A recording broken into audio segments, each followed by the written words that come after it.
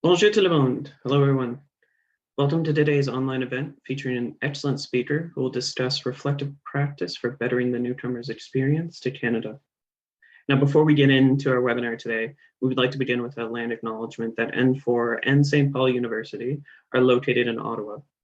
Ottawa is built on unceded Algonquin and Anishinaabe territory. The people of the Algonquin and Anishinaabe Nation have lived on this territory for millennia, and we honor them in this land. Their culture and presence have nurtured and continue to nurture this land. We also honor all First Nations, Inuit, and Métis peoples and their valuable past, present, and future contributions to this land that we get to live and work on. My name is Andrew Tomeyer. I'm the education coordinator with N4. I go by the pronouns he, him. I will be hosting and moderating today's presentation. My co-host is Mariah Maddock, who will be monitoring the Q&A box today.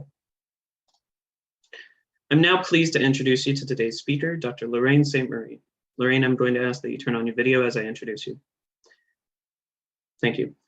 Dr. Lorraine Ste-Marie is adjunct professor in the Providence School of Transformative Leadership and Spirituality at St. Paul University in Ottawa. She has held a number of academic and leadership roles throughout her 20+ careers with SPU. She continues to be actively involved in forging the educational partnerships between N4 and St. Paul University.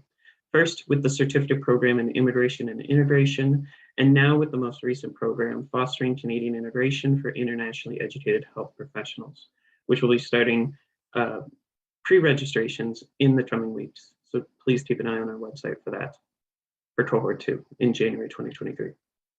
Lorraine's research and teaching brings together a number of resources from a number of disciplines in both human sciences and theology in her ongoing search for strengthening ways to cultivate hospitable learning environments and develop transformative leadership capacity. Thank you for joining us today, Lorraine. Today's session is being recorded and will be uploaded to our N4 platform. We will share this with you as soon as it becomes available. Should there be any technical issues during this webinar, we'll inform you with details for an alternate makeup session. Sorry, Lorraine, if you're able to turn on your camera, please. Thank you. Before we begin today's session, I would like to take a moment to introduce you to our platform features to help enhance your participation experience. Now, throughout today's session, we invite you to write your questions in the Q&A window. We know that sometimes many of you might have the same question or be interested in a particular response. Today, you have the option to upvote a question. Please upvote questions you're interested in hearing the answer to, and we will prioritize which questions we pose to the speaker first. Now, our speaker today has no conflicts of interest to declare. So with that said, let's jump right into today's presentation. And I'll pass it over to you, Lorraine. Thank you again. All right. Hello, and thank you very much for the invitation. It's a real privilege to keep connecting with N4 in many different ways, certainly over the years and especially today. So I come to this webinar today as somebody who has then accompanied, I would say, learners over time in reflecting on their own practice. And so this webinar actually is one that we could say, hopefully, is some kind of teach piece, offers you resources, right, for engaging in your own reflective practice. I also need to say that I have engaged actually with a couple of students who actually were part of this certificate program prior to my finalizing this presentation. And so there are 2 students that I will actually name them as actually, that's not true. I will not name them because there's one that remains anonymous, as you'll probably see when we're going to go through. Use a really good illustration of a model of reflective practice. But I do want to put my how should I put it, tip my hat to my own learning that the students have offered me over the years in accompanying them in their own learning process. So I will share my screen and begin here. Here we are. All right. So the main goal of the National Newcomer Navigation Network is to better the experience of newcomers to Canada. And we know that this can be done and is done in a number of ways. And so in this webinar, we're going to explore how reflective practice can contribute to achieving that goal.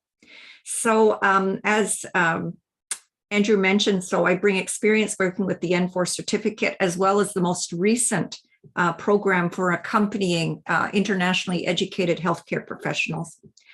Most of us, most of you have probably had some experience of reflective practice, especially if you have trained as a professional in social work and healthcare and management or in business. And so hopefully today you're going to find this webinar either helpful for either introducing you or else and your colleagues to reflective practice, or perhaps then to deepen your understanding and look at it perhaps another approach for reflecting on your practice.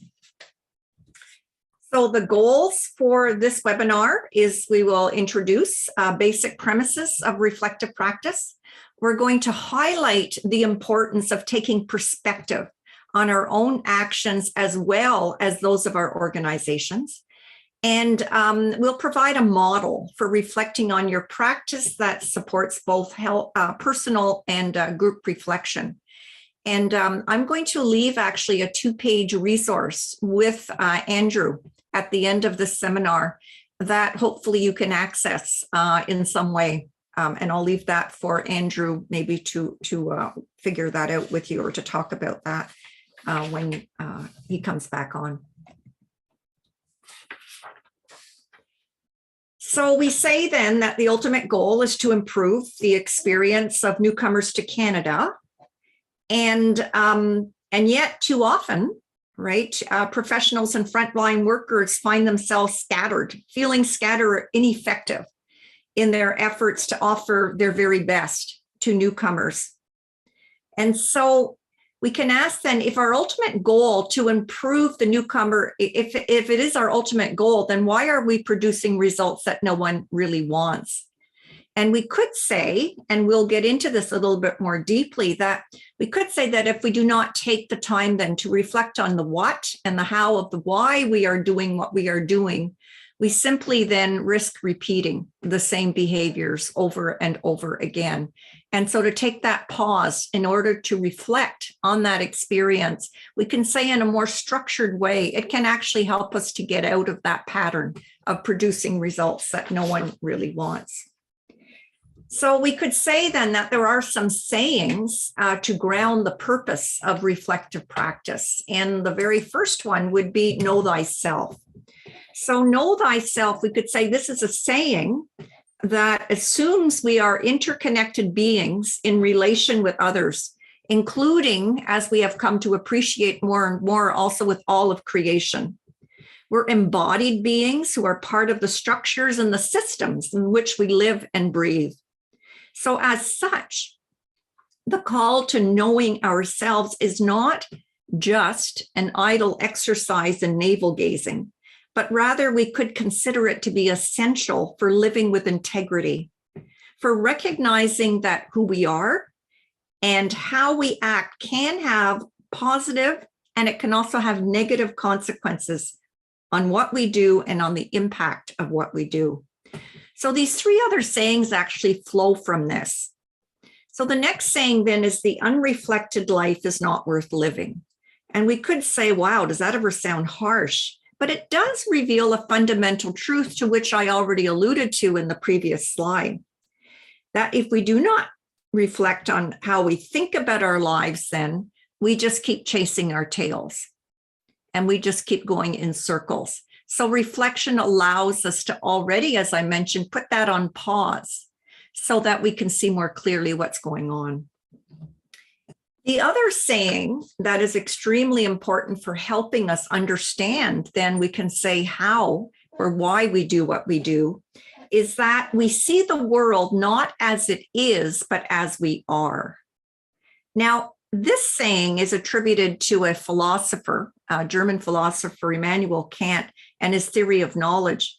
And, you know, we have had opportunities to really delve into, we can say, the significance of this, because he claimed here that while reality exists in the objective or the universal sense, we can only know it through our own worldviews, our own mental models that we have constructed over time that actually make up who we are. The way we see, the way we understand actually has a lot to do with who we are. So it is here that we see that unless we examine those mental models of what lies beneath our actions and behaviors, we actually are subject to them. We're unconsciously, they determine who we are and what we do. So reflective practice helps us then to be more conscious of that. And then the last saying actually just flows from that, in that our outer reality, how we see and know the world, actually mirrors. It mirrors our inner reality. And we'll take a closer look on what that really means. So we look then at reflective practice then, first of all, as both an individual and collective endeavor. And so the model that I'm going to offer you today is one that you can do personally, but it's also one that you can also use to guide your reflection with your colleagues or with somebody else that perhaps is coaching you or is mentoring you. So we look at this as reflective practice as first and foremost attending, paying attention to our own experience for the purpose of learning and acting. And I would add here, acting differently. So we pay attention, and how we attend is extremely important. What we attend to is very important. It's about taking perspective on our actions. It's a great metaphor of getting on the balcony. When you get on the balcony, and if you could see, you see things from a whole different perspective. You have what we call more of a bird's eye view. You can start to see patterns or relationships, things that you hadn't seen when you're right in the action itself. It allows us to become more purposeful, to be more aligned with what it is that we say that we're about. So it's about strengthening then our integrity and the inner coherence. We can say aligning more closely our intentions and values with our practices. And it's about becoming aware of what underlies and guides our action and that of our organizations or systems. So let's take a look about what that means. What underlies then our actions? What underlies then our and here we see that, again, that saying, we see the world as it is, right? We see the world not as it is, but as we are. And so here, when we look at the iceberg, we see then that only what is visible actually are our actions and behavior.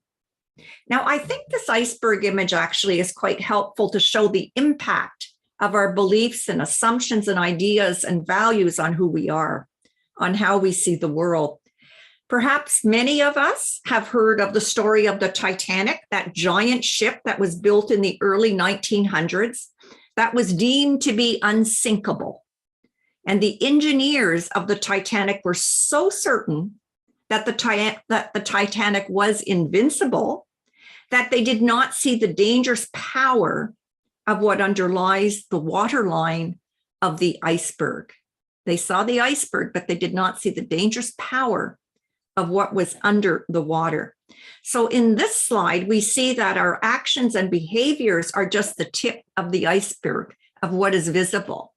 And so reflective practice gives us an opportunity to do a deeper dive. What we do not see under the water is what actually holds our ways of knowing, our sense of self, our actions and our behaviors in place. That's the patterns of behaviors that are influenced, we could say, by our personal or even our cultural rules that we heard. Some of these rules are so ingrained in us that we are not even conscious we hold them. So taking the time to reflect on our practices, particularly those that leave us kind of scratching our heads, dissatisfied with the results, gives us an opportunity to explore what lies under the water. I want to draw particular attention to the narrative, the very bottom, the foundational stories that give coherence to who we are and what we do. I believe that the world, if we believe that the world, so this is an example, if we believe that the world is actually and essentially a good place and that people are inherently good, then we will respond differently to someone who is acting aggressively than if we believe that people are fundamentally bad and always looking for a way to take advantage of us. Now, this is especially important when it comes to cultural beliefs. Sometimes in one sweep, we could say that people from such and such a place might be scammers, maybe that they're always looking out to take advantage of you. I will not believe them. If that is my worldview, I won't believe them. I will act differently to that aggression, but I won't believe them until I have proof that they are legitimate. So this narrative actually holds our assumptions and strategies in place. They actually impact on our actions and decision making. Now here, I also offer you an image of a chasm. And over the years, a number, and this is a way of looking at the reflective practice to which I invite you today. So over the years, a number of methods and tools have been developed to help professionals reflect on and learn from their practice. And like I said, many of you have probably seen this in your own professional education. The model that I offer you in this webinar is actually effective for changing or correcting your practices in a way that allows you to examine not only what happened, but to examine why it happened. So this depth of reflection allows you to explore the structures beneath, we can say, that tip of the iceberg or your practices in place. So why is the chasm another helpful image? Because here we see that we're able to capture the difference between simply changing or correcting your practices, staying right on the top of that chasm, right? And or the difference then with exploring what holds those practices in place. So here you can choose to either jump over the chasm and to stay on the surface of the chasm. And if your stride is long enough, you'll get to the other side. And sometimes it's the quickest solution to correct your course in the moment. We could also say that works well for more technical, right? Well-structured problems that have a high degree of certainty and call for that technical solution. Like figuring out why the photocopier is not working. That's a pretty simple thing, usually. Yet many of our experiences are not that simple. There is a fair degree of uncertainty or unknown in situations that are more complex, and these require a deeper kind of reflection. They require then opportunities to learn from these more complex problems in order to be transformative and sustainable. Then we need then to get into the chasm itself, to explore reality, as we can see this person right at the bottom of the chasm, to explore reality from a deeper perspective. Take perspective. I gave you the image of the balcony. Now I'm giving you the image of getting right inside the chasm. And oftentimes this needs to be done when the urgency of the moment is over and you can find a quiet, reflective place in which you can explore the inner dimension of your experience. And this then is the intention of the model that I want to offer you today. So reflective practice then necessarily includes, we can say, two types of movement. The first one is about self-reflexivity. And the second one is critical reflexivity. And I'll explain that. But first, I need to say that sometimes reflective practice gets a bad rap for being more about navel gazing than actually bettering your practice or your action. So that's why this model that I offer you today includes facets of reflective practice that help to ground and strengthen our abilities to respond ethically and morally to problematic situations. So self-reflexivity, that is about uncovering and questioning then your own beliefs, your own values and assumptions that shape then your knowledge and truth and impact on your actions. So that's more of a personal, all right? It's really an opportunity to grapple, we can say, with our own positionality for where we stand, especially when it comes to power dynamics, right? Our social identity, the perspective within the larger cultural or historical milieu, an opportunity to take a closer look at that.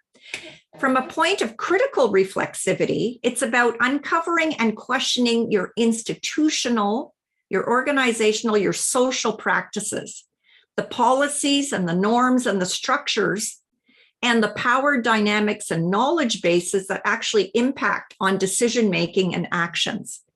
And again, I think you're going to find a good example of this in the model that I'm going to offer you today. So we recognize then that both are important for grounding and strengthening then our abilities to respond in a way that's both ethical and moral, and is actually, we can say, aims at bettering the newcomer experience.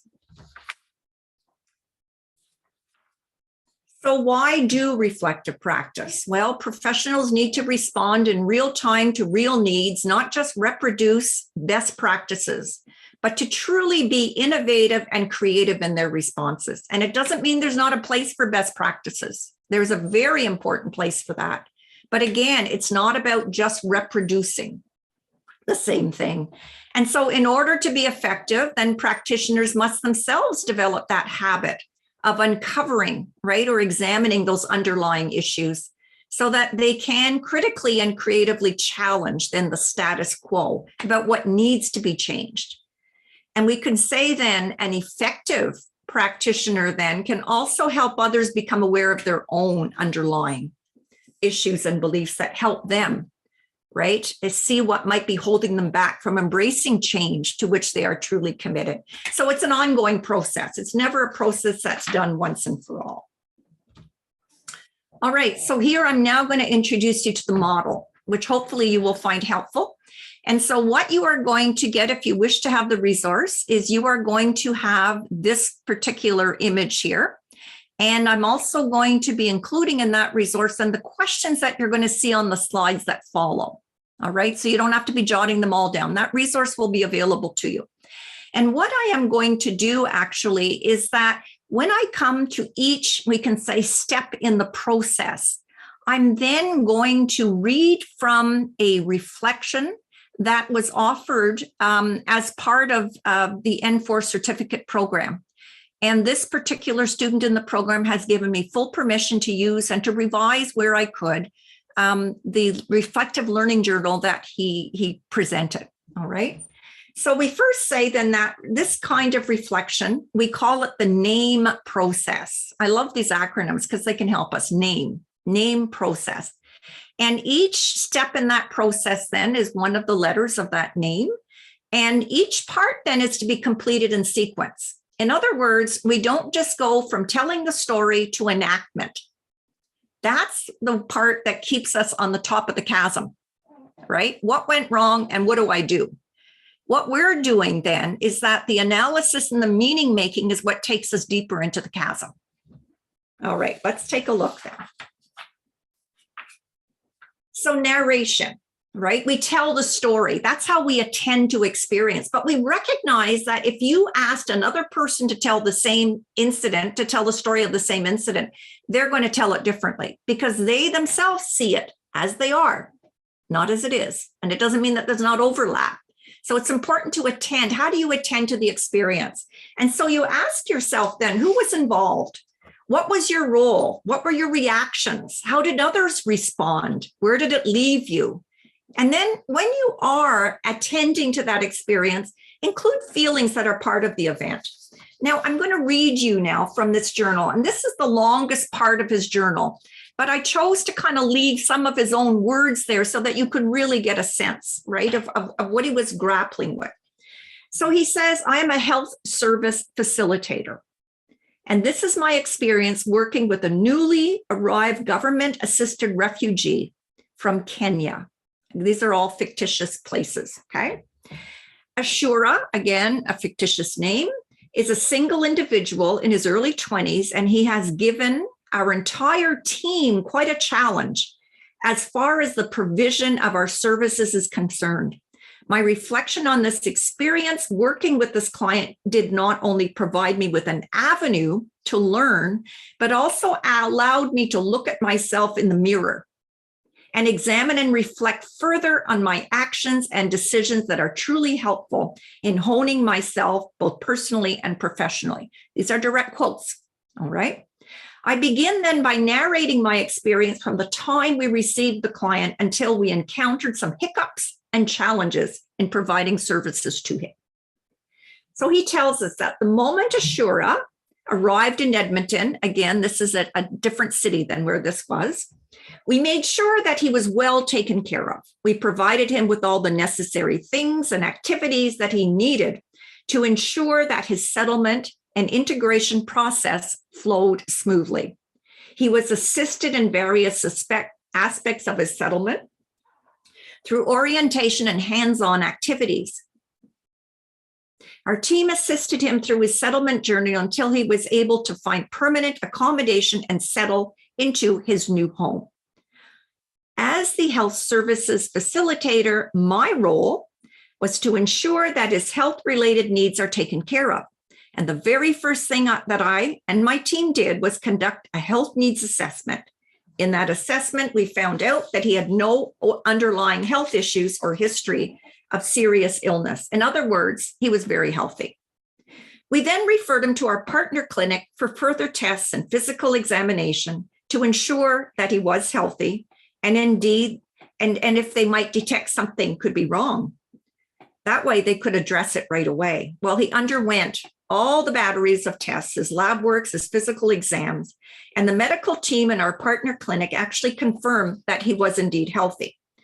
We also provided him with a series of orientation sessions about the Canadian healthcare system, how to navigate it, such as how to book doctor's appointments, how and when to call emergency and non-emergency services, the importance of his health care, of his health card, and the difference between over-the-counter medication, prescription medications, how to access walk-in clinics, etc. The problem occurred when he learned that another client was taken to the clinic and the hospital due to illness. And when he learned that my team had assisted another client to see the doctor and was given other medical appointments, he actually, he became very mad. Okay. We tried to explain to him the current situation, that the clinic will only see clients who are sick and that they are doing the triage process of patients. We also said that they're understaffed and that with the COVID restrictions, it's impossible to keep getting new appointments, but he wouldn't listen. He got so mad and insisted he needed to see a doctor. So because of that, my team actually did get him back to see a doctor in the partner clinic. And once again, they said that no, nothing was wrong with him. When he learned about the result, he got very mad again at us. And he kept on saying that the doctor was no good and now claimed discrimination. He insisted on seeing a specialist right away. And so we're into the cycle, right? If these are my needs and they're not being addressed. After everything we did for him, all he has to say is we are discriminating against him. So for this person, this is heartbreaking, right? It's heartbreaking.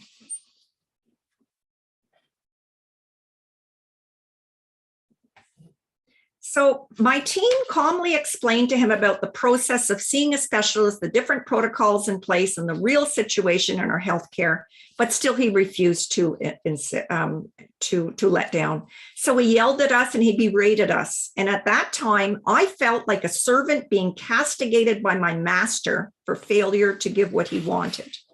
Humans as I am, I also have to cut our conversation and refused to serve him that day. And I sent him home until he was able to calm down. I was really frustrated on our part, knowing that we already did everything for him. And in the end, we ended up being bad guys. That's the situation. So what does it mean then? Let's take a chance now to do let's dive deeper. All right. So why? What is really going on here? And so here we ask the questions: who was affected by the situation? How might others have perceived you in the situation? What was at stake for you? How does it connect with your own experience? You see, these are the questions that help you to dive a little deeper. How does the issue actually reveal trouble in the organization or the system in which you function?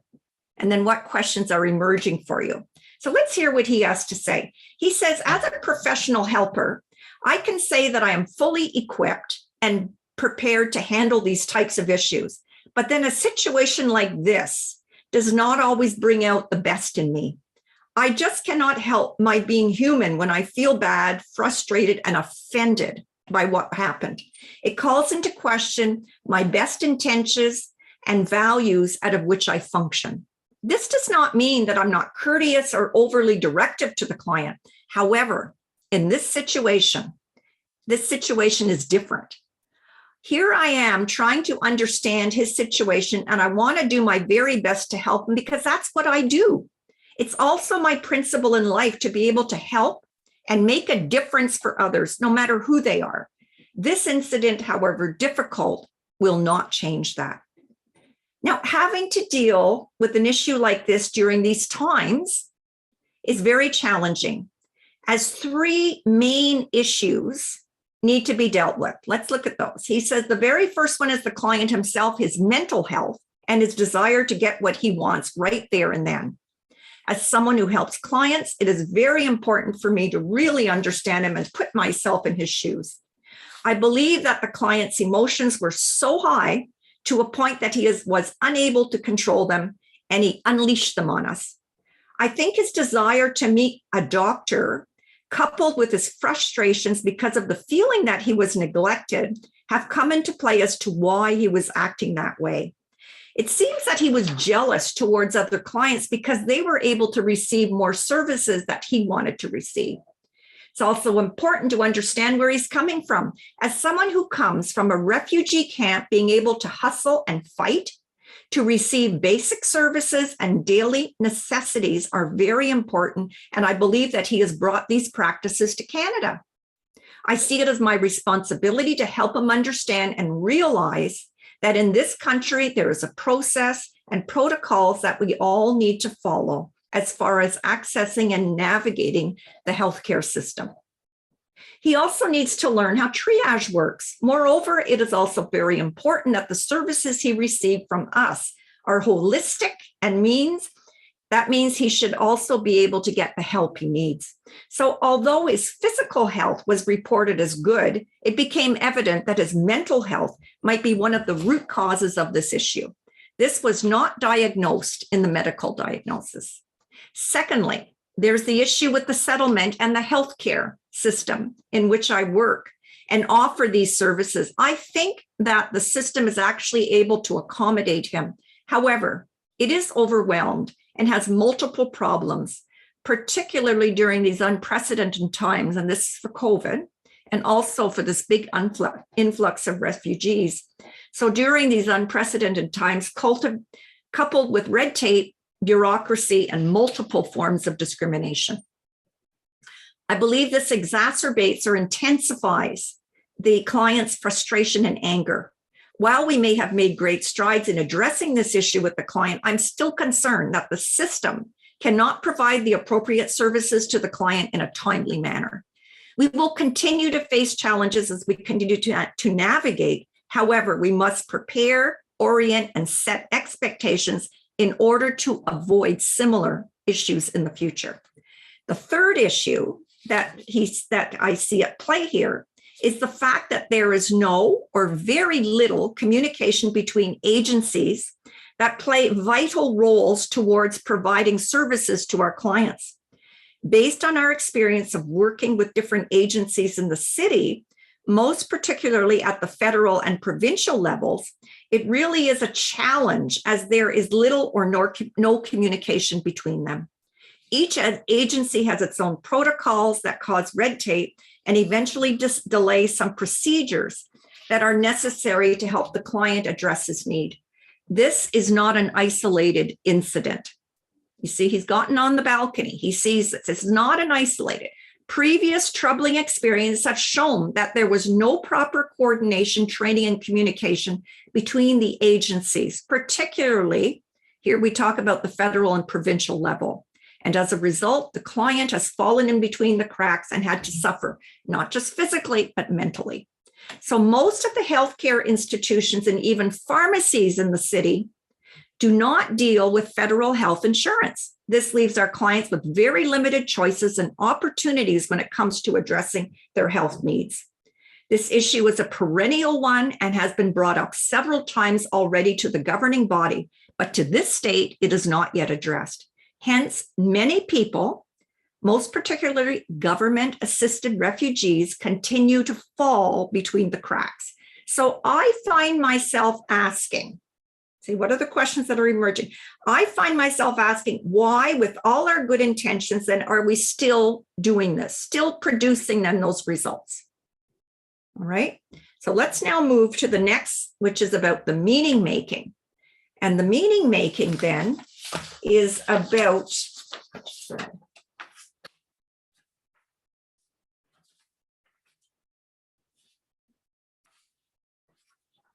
the meaning making, and in this one here, we ask then, what does it mean for you, or what other meanings might be found in the experience? So here we find 4 very simple questions. What values or beliefs are in play? How does this experience speak to your own values or sense of purpose and hopes for bettering your practice? What is your hope for how things might be in the future? In other words, what might success look like in addressing this issue? And then again, what new perspectives are emerging for you? Let me read then from this reflection. So he tells us, I am a firm believer of a holistic approach when it comes to providing service or helping other people with their needs. And as someone who works in the human services field, I always carry and apply that belief and principles in the work that I do, especially in dealing with issues and challenges faced by this client. Let me repeat that, especially in dealing with issues and challenges faced by my clients. So here it's in the plural. I'm very passionate about it. A wraparound type of support is very important and crucial in addressing clients' needs. However, this issue did not only affect my client, but also myself as the client's professional helper. It also has taken a toll on me because the client feels that we as an organization has failed him. And I myself have also felt it. I felt that I have failed him. It was indeed a very frustrating experience. And as much as I would love to help him all the way, my hands are also tied. The restrictions brought by the pandemic, coupled with the bureaucracy and lack of communication in the system, have been a hindrance towards achieving the goal he has set for himself as far as his health is concerned. This is something that should not be taken lightly or ignored, because I know that my client is not alone and is just one of a vast number of people who are also experiencing the same issues. This reflection has opened a lot of opportunities for me to take perspective on the way I serve and want to serve my clients. It has shown me the importance of gaining a deeper understanding of the client's state of being, story, and needs that shape his actions. It has given me an opportunity to reflect on my own intentions, my values and assumptions that underlie my actions. This reflection has strengthened my resolve to always put the client at the center, and that each and every step I take is and will always be for the good of the client. It helps me find and recognize the gaps and lapses in the service delivery and gives me an opportunity to further improve the way I serve my clients.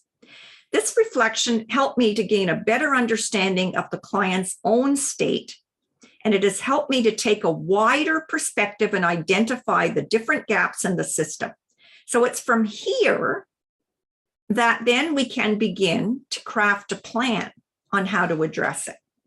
So we move into the very last step, which is about enactment.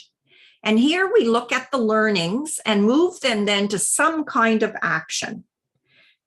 So he says this reflection has contributed to both my personal and professional growth, as well as in some way to the bettering of the newcomer experience.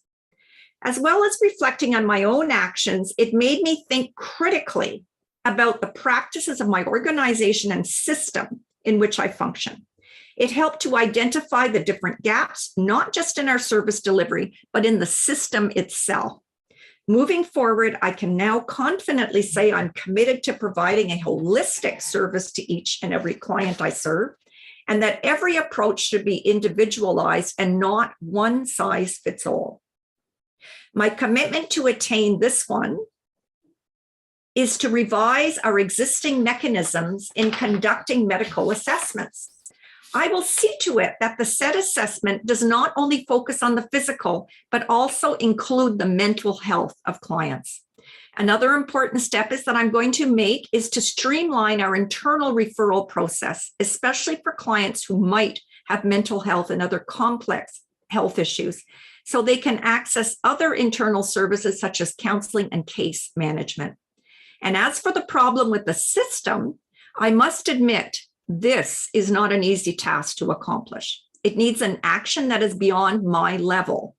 But what I can do on my end is to initiate an action through conversation by means of utilizing our resources and appropriate channels. I will take the opportunity to start a conversation with our partners in the health sector, funders, and other stakeholders to advocate not just for our specific clients, but for newcomers, we can say in general.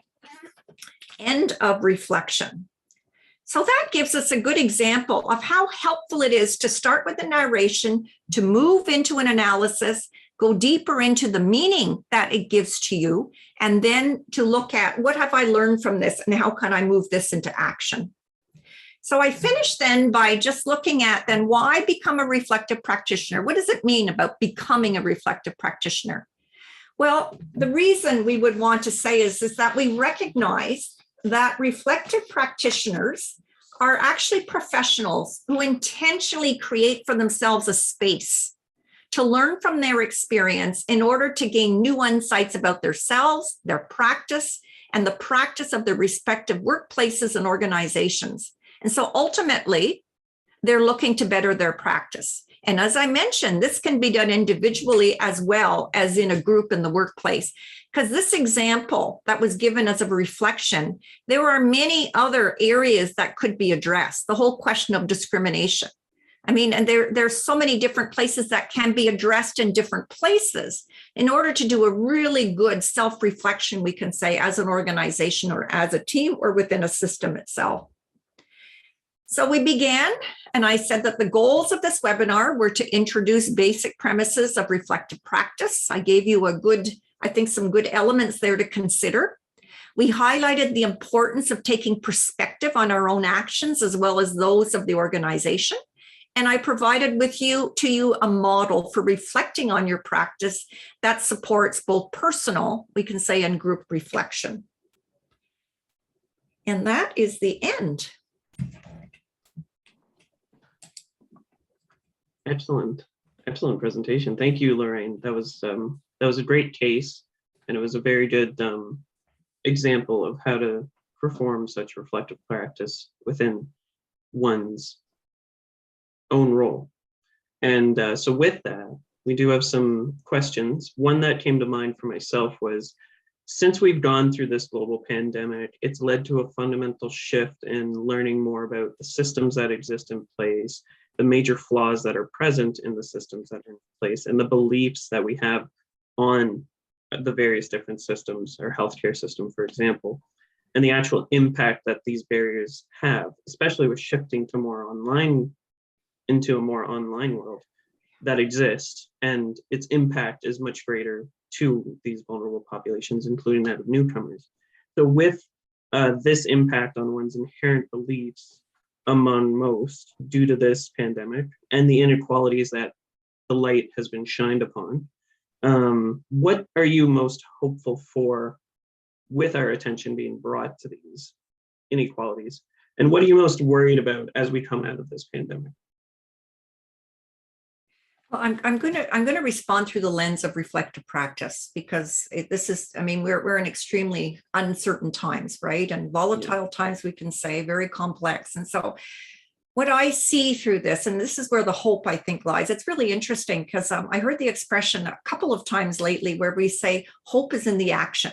Hope is in what we do. It's not just ideal ideas, but it's hope in what we do.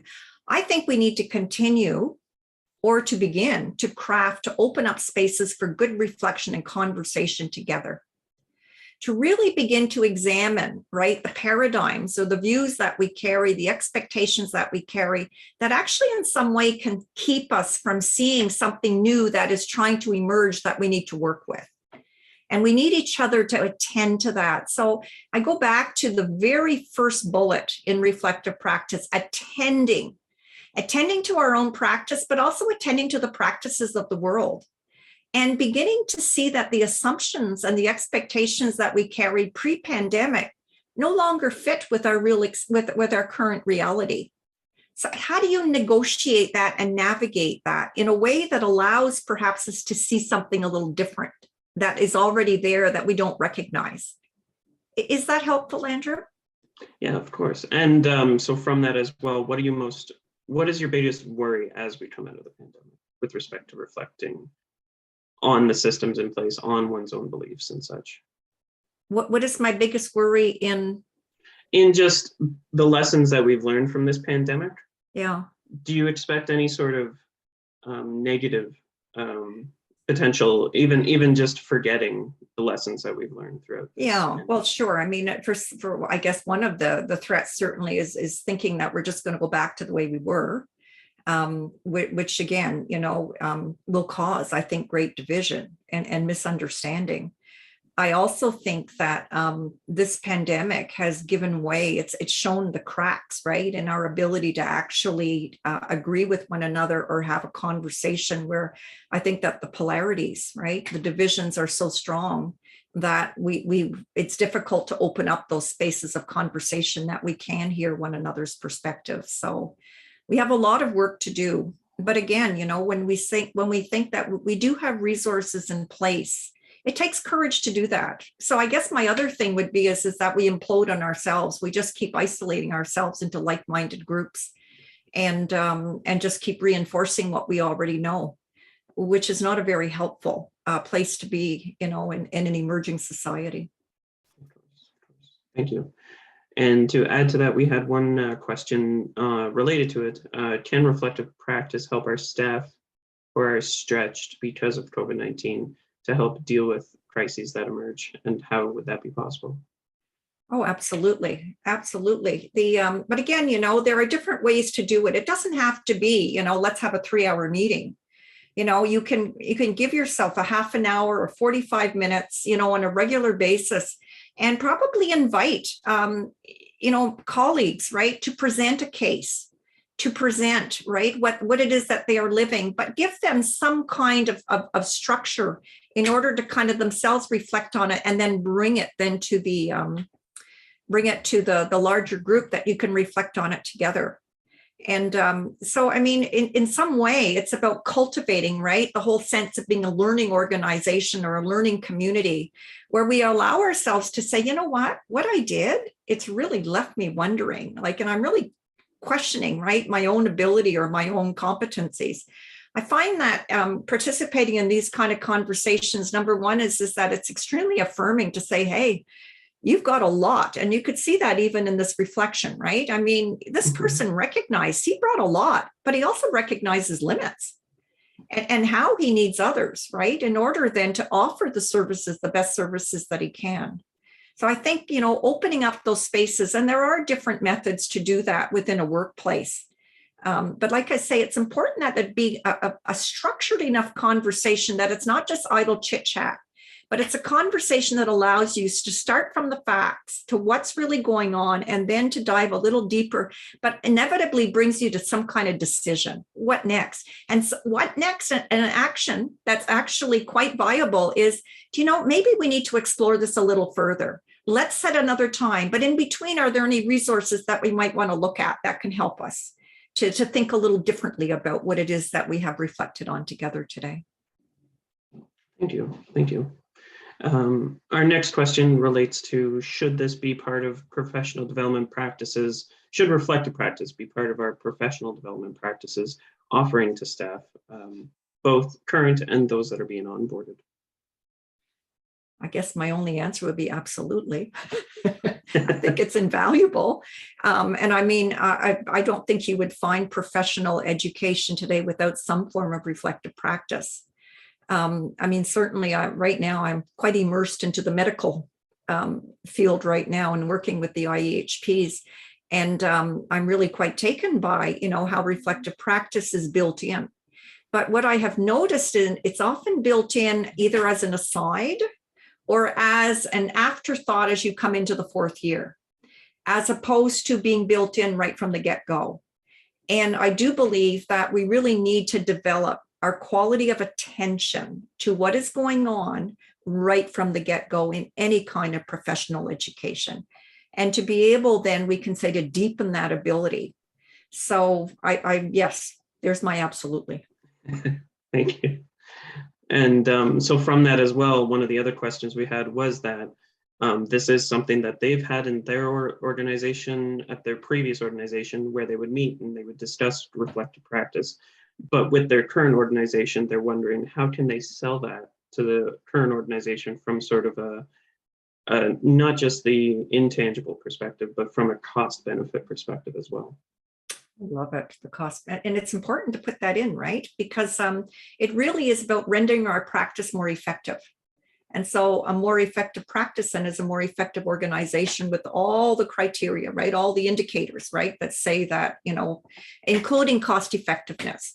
So how can you do that? How can you build that in? I think that probably, it's interesting. I never thought about having to convince my manager or something that I need to reflect. I think to come with a question, to be able to be very concrete.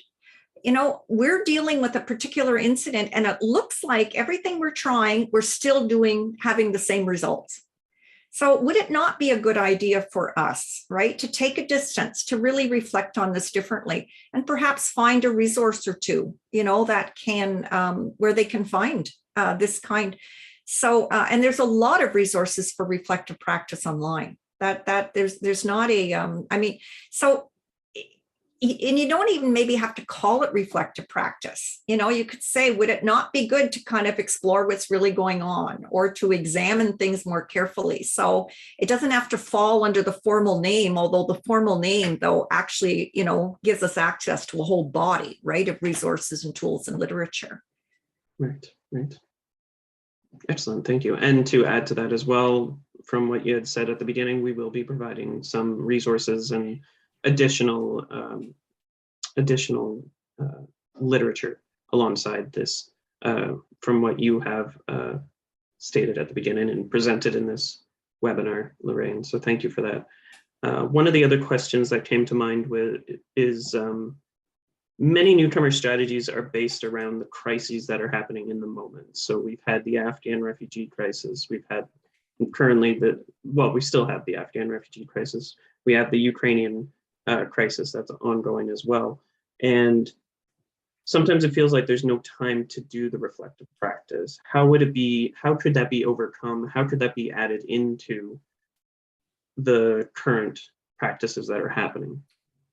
Yeah, sure. And this is it. It's like putting out one fire after the other, right? Exactly. And I would think that, if we're not able to carve out some kind of space for that, there's a huge risk of burnout.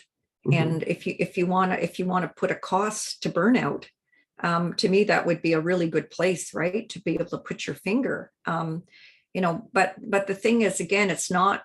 It is about, right, one's own self, and it's really important, right, to have our own self-care, self-respect, and what have you. But also, the organization itself becomes very ineffective when all it's doing is responding to one crisis after the other. So I think the more that we can build in those spaces, and they need to be intentionally built in. If you have team meetings, maybe for the first half hour of the team meeting or the last half hour of the team meeting, potentially give that space, rather than just doing a checklist, is opening in that space and invite people to present something.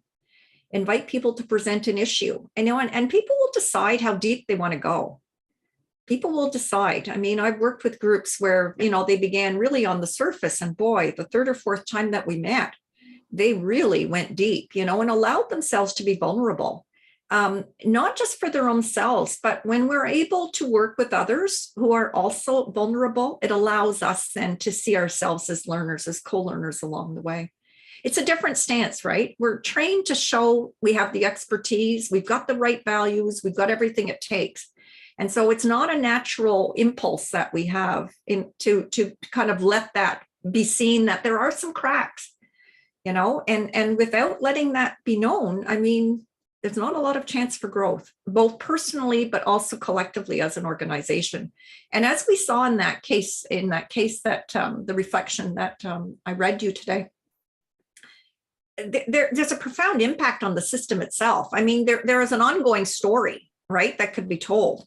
So if you look at even that that schema that I gave you, you know, where you go into circle, right, from narration to analysis to meaning making to enactment, you probably notice there's a circle, there's an arrow that takes you back to the narration, because this is an ongoing cycle. So, you know, this person might have then engaged, right, in more conversations with the funders and what have you.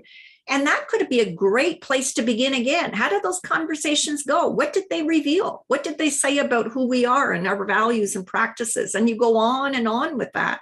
So it becomes a great tool. I mean, it's a spiral, right, for keeping to better those practices.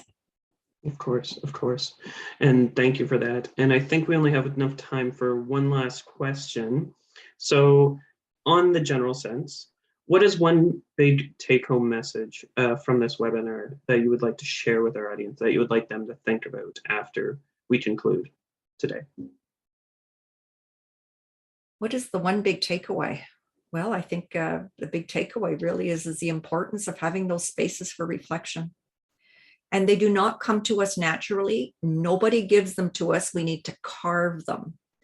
I think that's it. There's an intentionality, I think, that needs to be built into our everyday practices or our weekly practices, some kind of routine, because inevitably it's about developing a habit for not just doing, but reflecting on what we do. That's going to make us much better, much more effective, and much more authentic doers in what we say we're about. Thank you. Thank you. This has been very, very informative and very helpful. So thank you very much for this excellent, excellent presentation today. Thank you, Andrew. Oh, thank you so much. So as we wrap up as well, thank you for taking the time to participate in today's discussion, Lorraine. And many thanks to you, the audience, for joining with us and engaging with us today. And you're very welcome to join us again for any future upcoming events as well that we have going right into the end of 2022. And so if you missed any part of today's presentation, or you would like to watch this session again, we'll be posting this recording to our N4 platform within the next week or so. And we want to continue the dialogue that's been going on throughout this presentation. So we'll be moving any questions that we didn't get a chance to address to our online moderated discussion forum called the Meeting Place on the N4 website. And we've invited Lorraine to respond to your questions here. So thank you very much for all the questions that you've answered today. And thank you, audience, for all the questions that you've provided too. We've, as stated, we're going to bring together several resources related to the webinar as well. And you can find these in our resource toolkit, and we'll be linking them when we share the online version of the webinar itself as well. So if you haven't yet, please sign up to newcomernavigation.ca for all our resources and learning opportunities. Along with that, there will be a survey provided that we will ask you to complete to provide your feedback to N4. These surveys are important as they help us continuously improve and help us seek out new webinar content and topics that you're most interested in. So we kindly ask that you follow the link and complete this brief survey that I believe Mariah shared in the chat, but you will also be guided to after the presentation is concluded. As well, check out our N4 mobile app. It's available on Apple and Android devices through the QR code here, or by going to newcomernavigation.ca/iOS or Android. Thank you again. Thank you so much again once more, Lorraine. And we hope you can join us again at a future N4 event, everybody. Stay safe, stay well, and thank you. Take care, everybody.